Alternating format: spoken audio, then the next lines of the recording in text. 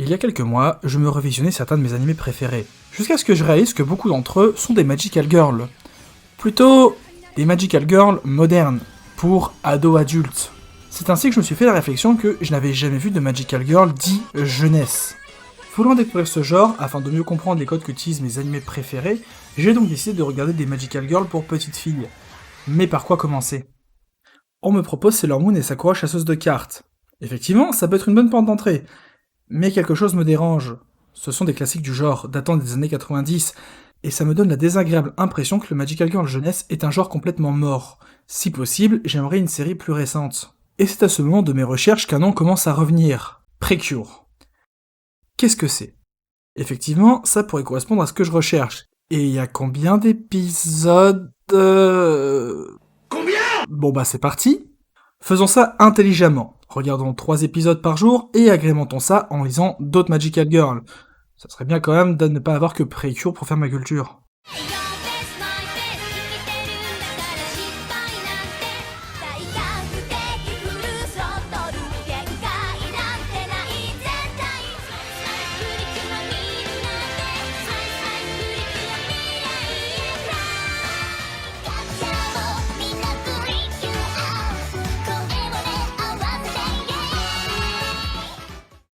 Neuf mois sont désormais passés depuis le début de mon visionnage, et je suis enfin à jour dans Precure, et j'ai vraiment adoré.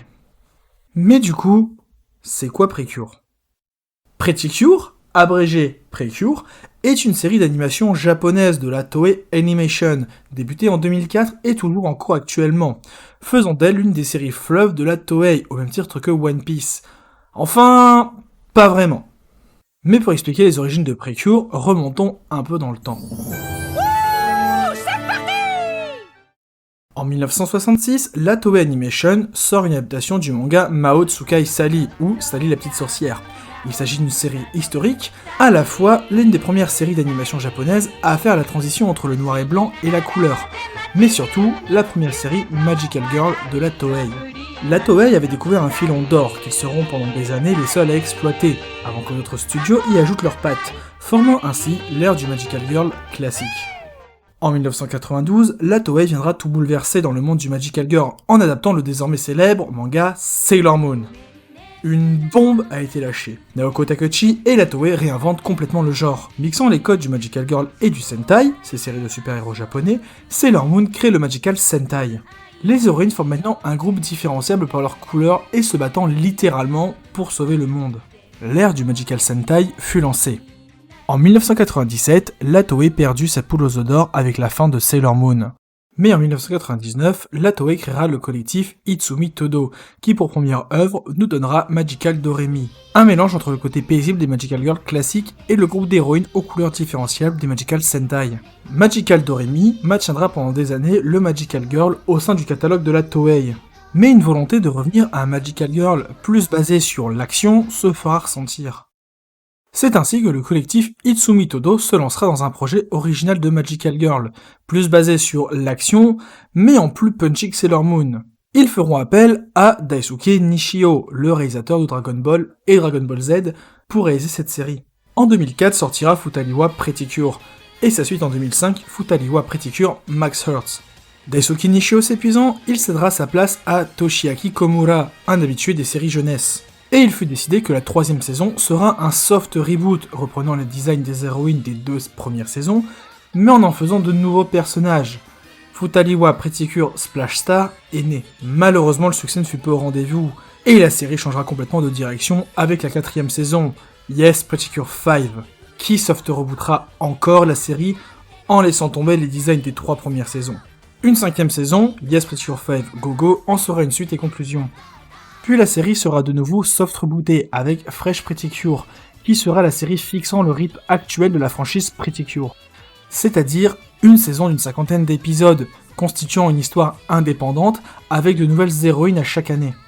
Par la suite sortiront Earthcatch Pretty Cure, Sweet Pretty Cure, Smile Pretty Cure, Doki Doki Pretty Cure, Happiness Charge Pretty Cure, Go Princess Pretty Cure, Mao Tsukai Pretty Cure, Kira Pretty Cure à la mode, Ukto Pretty Cure, Star Twinkle Pretty Cure, Healing Good Pretty Cure, Tropical Rouge Pretty Cure, et à l'heure où j'écris cette vidéo, sort hebdomadairement la série Delicious Party Pretty Cure. Ces séries sont ponctuées par des films, dont une série de films crossover permettant de faire se rencontrer plusieurs générations de Pretty Cure, pour le plus grand plaisir des fans.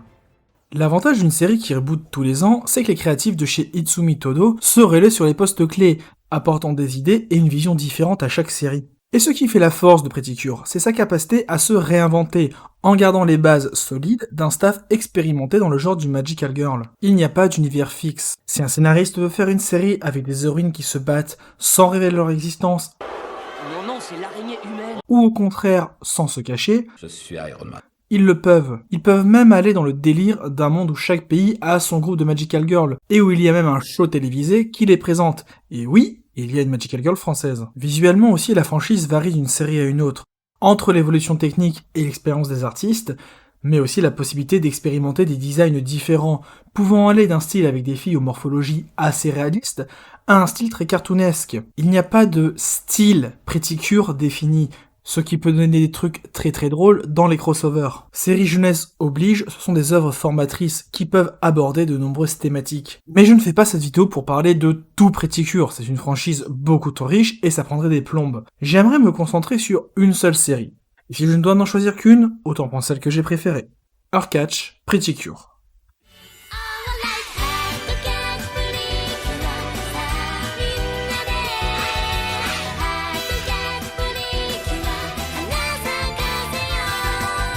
Heartcatch Pretty Cure est la 7ème saison et 5ème génération de Pretty Cure, diffusée en 2010. Elle est réalisée par Tatsuya Nagamine, qui avait déjà fait ses armes sur les deux films Yes Pretty Cure 5, et par la suite il réalisera la série Happiness Charge Pretty Cure et le film Dragon Ball Super Broly. Il sera aussi co-réalisateur sur la série Dragon Ball Super. La série est composée par Takashi Yamada, ayant sur son CV une très longue liste de séries jeunesse, dont Magical Doremi. Les personnages ont été designés par Yoshihiko Umakochi, chara-designer, animateur clé et directeur artistique d'une longue liste d'œuvres comme My Hero Academia, Magical Doremi, Dragon Ball Super Broly, Symphogear, Magic Knight Warriors, Berserk 1997 ou Punch and Stocking. Et les musiques ont été composées par Yatsuharu Takanashi, l'un de mes compositeurs préférés que vous connaissez pour les OST de Log Horizon, Naruto Shippuden, mais surtout Fairy Tail. Mais Heartcatch, de quoi ça parle ? Il y a 50 ans, l'empereur Dune, venu des confins de l'univers, tenta de conquérir la Terre et la transformer en désert. Par chance, il fut stoppé par une guerrière légendaire. Depuis cette défaite, les serviteurs du désert cherchent à poursuivre les plans de leur maître pour préparer la Terre à son retour. Mais les guerrières Pretty Cure veillent à la protéger. Jusqu'au jour où la dernière Pretty Cure fut vaincue. Avant son ultime sacrifice, elle confiera à deux fées la mission de trouver la nouvelle génération de Pretty Cure. C'est porteur de cet ultime espoir que les deux fées se montreront à la recherche de jeunes filles, ayant vu en rêve la défaite de la dernière Pretty Cure, afin d'éveiller leur pouvoir de Pretty Cure. Et c'est ainsi que l'une des fées rencontra Tsubomi. Tsubomi est notre héroïne, c'est une jeune fille venant de déménager dans la ville de Kipugahana. Elle manque d'assurance et est très discrète. Bref, elle est timide et introvertie, et voudrait changer ce trait de son caractère. Passionnée de fleurs, elle est une véritable spécialiste de leur langage, et vous verrez que c'est important pour la suite. Elle deviendra Cure Blossom, ou également baptisée la précure la plus faible de l'histoire. Car oui, Cure Blossom est une précure pathétique, elle est faible, ne sait pas se battre, bref, elle est loin d'être capable de sauver le monde. Mais elle fait des efforts pour progresser et devenir digne d'être une précure. Mais heureusement, elle n'est pas seule, car elle sera accompagnée de mon personnage préféré de toute la franchise Pretty Cure, Erika. Erika est une jeune fille énergique. Très énergique. Beaucoup trop énergique. Erika est un toon, et pour moi la véritable mascotte de la franchise. Non, sérieusement, la plupart des films où elle est présente, c'est surtout pour le côté gagtoonesque, et les animateurs se font un malin plaisir à la déformer à fond et lui donner les meilleures expressions. Erika est une jeune fille toujours dans son monde, elle dit tout ce qui lui passe par la tête, quitte à en devenir involontairement blessante. Énergique et un peu peste au début, elle n'en est pas moins une fille malhonnête avec elle-même et cachant un profond mal-être derrière un masque de clown. Passionnée de mode et née dans une famille dont le père est photographe de mode, la sœur et la mère mannequin, quant à elle est elle, pas spécialement fine ou élancée, elle souffre de son complexe de ne pas avoir un physique de mannequin. Elle deviendra Cure Marine et luttera aux côtés de Cure Blossom. Elle forcera Tsubomi à rejoindre son club de mode et cherchera à l'aider à s'exprimer. Même si la première fois que Tsubomi parviendra à s'exprimer, c'est plus à cause d'Erika que grâce à Erika. Les deux jeunes filles recevront les enseignements de deux ex-précures. Tout d'abord, la grand-mère de Tsubomi, une précure devenue beaucoup trop vieille pour se battre, mais qui deviendra une précieuse guide pour les deux novices. Puis elles rencontreront Yuri, une jeune fille qui, au contraire de la grand-mère de Tsubomi, a perdu prématurément ses pouvoirs dans des circonstances dramatiques, à cause de son orgueil la poussant à agir seule, entraînant également la mort de sa fée partenaire. Elle aura tout d'abord du mépris à l'encontre des deux jeunottes, avant de commencer à faire la paix avec elle-même et le rejet de son propre échec. Elle deviendra un véritable guide pour Tsubomi et Erika. Yuri et la grand-mère de Tsubomi sont des exemples à suivre pour n'importe quel parent qui regarde Pretty avec son enfant, mais aussi un beau message à transmettre aux aînés à en devenir. Ne soyez pas jaloux des nouvelles générations. Mettez votre mépris de côté, prenez le temps de leur apporter le meilleur et de leur enseigner vos échecs pour les armer à ne pas commettre les mêmes. C'est comme ça que le monde deviendra meilleur de génération en génération. Toute cette thématique de l'héritage est cristallisée par la mythologie entourant Earthcatch. Pour la première fois dans une série précure, les héroïnes ne sont pas des élus d'une obscure prophétie, mais les héritières d'une longue histoire. Il y a même un temple rempli de statues représentant toutes les précures à travers l'histoire, accentuant l'aspect héritage de la série, qui sera mis en avant jusqu'au dernier plan du dernier épisode. D'ailleurs, ce n'est pas la seule thématique destinée aux parents qui est abordée dans la série. Je pense à certains passages où on découvre le passé de Tsubomi et de ses parents, qui est un moment vraiment poignant, qui pourrait mettre en cause le rapport parent-enfant de certaines familles. Je pourrais aussi parler d'un autre épisode sur la perte d'un parent et la charge mentale que peut se mettre l'aîné d'une famille pour combler cette perte. Bref, il y a plein de sujets assez adultes, mais abordables pour des enfants. Il reste un personnage majeur que je n'ai pas encore présenté et qui poursuit cette thématique de l'héritage. Itsuki. D'abord présenté comme un jeune homme, Itsuki s'avère être une jeune fille, héritière d'une famille propriétaire d'un dojo et d'un savoir martial. Les responsabilités du dojo et de son savoir sont transmises de génération en génération au premier fils à naître. Or, le frère aîné d'Itsuki, étant de constitution faible, Itsuki prendra la décision d'endosser ce lourd héritage à sa place, prenant au passage un look plus masculin pour cacher sa féminité et être considéré comme le garçon héritier. Mais au fur et à mesure de la série, Itsuki montrera sa véritable personnalité, brisant cette image masculine qu'elle s'est créée, assumant son rôle d'héritière tout en assumant sa féminité. Itsuki, de par son existence et son développement, remet en cause une sorte d'héritage patriarcal. Mais je voudrais partager une petite théorie personnelle sur Itsuki. Je pense qu'Itsuki aurait dû être une femme trans. Présentée comme un garçon, se sentant plus fille que garçon et faisant son coming out au fur et à mesure. Et certains éléments de la série auraient bien pu fonctionner dans ce sens de lecture. Surtout que ce n'est pas la première fois que Pretty Cure touche à des sujets LGBT+. Une saison avant, l'une des Pretty Cure avait une évolution rappelant une personne trans faisant son coming out, qui se faisait même dead name. Et plus tard, des saisons comme Kira Kira, Ukto et Delicious Party mettront en scène des personnages gays et ou queer. Donc clairement, Precure cherche à parler de thèmes progressistes depuis des années, et il faut avouer qu'avant Kira Kira, ces thèmes étaient abordés très timidement. Et je pense qu'Itsuki a souffert d'une sorte de frilosité des créateurs. Bref, voici pour les personnages. Je pense qu'à ce moment de la vidéo, vous avez compris que la thématique de l'héritage est très importante dans la série. Ah si, petite parenthèse, c'est hors de la série, mais ça sert à la thématique. Le deuxième long métrage crossover de la franchise a été réalisé à l'époque de Earthcatch, le premier film étant la première rencontre entre plusieurs équipes de Pretty Cure. Lors de ce deuxième film, donc à l'époque de Earthcatch, toutes les Pretty Cure se connaissaient déjà, sauf les Earthcatch, qui sont donc les petites nouvelles au sein de cette famille de Pretty Cure. Et la boucle sera bouclée dans le film suivant quand elles deviendront les aînées des prochaines générations. Et je crois que j'ai tapé mon micro, désolé. Mais un Magical Sentai n'existerait pas sans ces méchants. Et niveau méchants, bien que les messagers du désert ne soient pas spécialement intéressants, les désertoriens qui les accompagnent sont un concept intéressant. Dans le lore de Earthcatch, tout le monde a dans le cœur une fleur représentant ses sentiments, d'où le langage des fleurs vu précédemment avec Tsubomi. Quand les sentiments négatifs d'une personne prennent le dessus, la fleur de leur cœur commence à faner. À ce moment-là, les messagers du désert extraient cette fleur pour en faire un monstre. Ce monstre devenant la personnification des sentiments négatifs de la victime.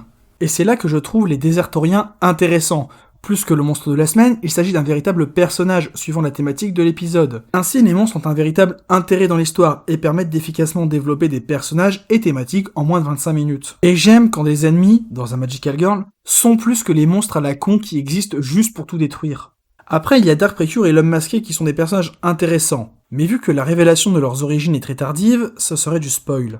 Tout ce que je peux dire sans spoil, c'est que ces deux personnages, plus un autre, nous offrent un des moments les plus dramatiques et forts émotionnellement de la série, avec une réalisation soignée. D'ailleurs, la première rencontre entre Dark Precure et nos deux héroïnes place bien la menace que Dark Precure représente. Sur le fond, la série regroupe beaucoup d'éléments que j'aime voir dans un Magical Girl. Les transformations des héroïnes aident leur développement personnel, il y a un vrai lore qui permet de croire à cet univers, et les ennemis sont plus que les méchants de la semaine. S'il y a bien un point qui m'a de suite plu dans Earthcatch, et ce, dès l'opening, c'est la direction artistique. Étant amoureux de dessins avec des traits assez épais comme Kill la Kill, Pansy and Stocking, BNA, les Super Nana, etc., j'ai évidemment tout de suite accroché au visuel.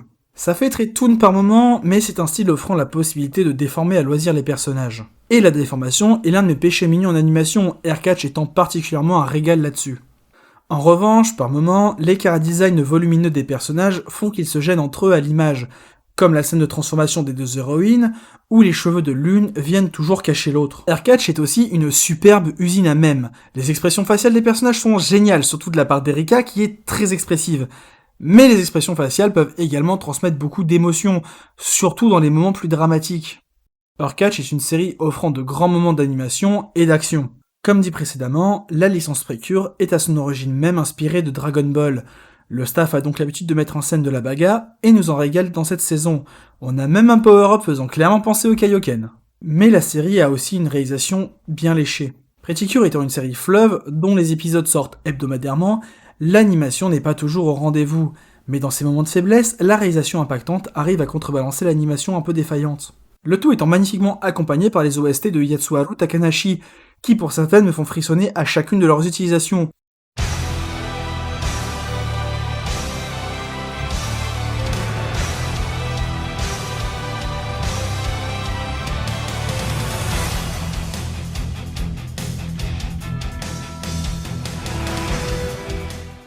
Earthcatch Pretty Cure est l'un de mes Magical Girl préférés. L'action est bien punchy, la réalisation et la direction artistique sont léchées et les OST sont splendides. Les personnages sont bien écrits, les monstres ont un vrai intérêt et le lore apporte plein de bonnes idées. Donc si vous avez la curiosité de découvrir un Magical Girl, et en particulier la licence Precure, vous pouvez commencer par Earthcatch Pretty Cure, voire enchaîner avec d'autres séries Precure.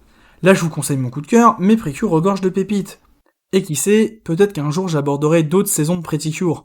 Une chose est sûre, avec moi vous n'avez pas fini d'entendre parler de Magical Girl, mais pas seulement. Et sur ce, à une prochaine.